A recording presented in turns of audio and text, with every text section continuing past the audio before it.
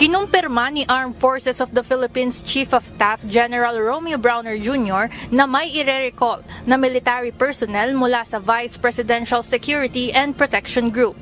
Sa panayam sa media sa Camp Aguinaldo kanina, sinabi ni General Browner na aalisin muna ang ilang military personnel na nagbabantay kay Vice President Sara Duterte matapos silang maisyuhan ng sapina mula sa Philippine National Police. Hindi sinabi ng AFP chief kung ilang military personnel ang babawiin mula sa VP Security Group at kung para saan ang sapina mula sa PNP.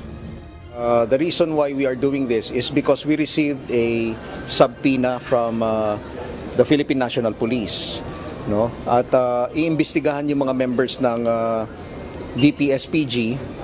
Hindi pa namin alam yung specifics nung kaso, no, or yung investigation, but because yun nga, may subpoena sila, it means to say that hindi nila kayang gampanan yung tungkulin nila to protect and secure the Vice President. That is why we are temporarily pulling them out, replacing them, no? We are going to replace them.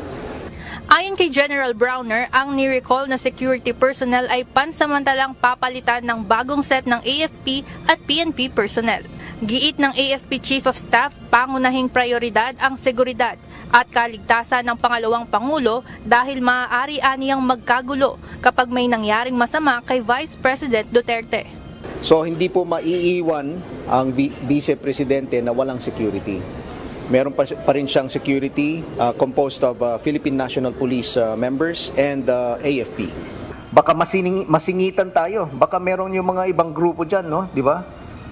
Na may gawin sa ating Vice President para mapagbintangan kung sino man. And then, that could cause chaos. So we will not allow that. No? We will not allow that.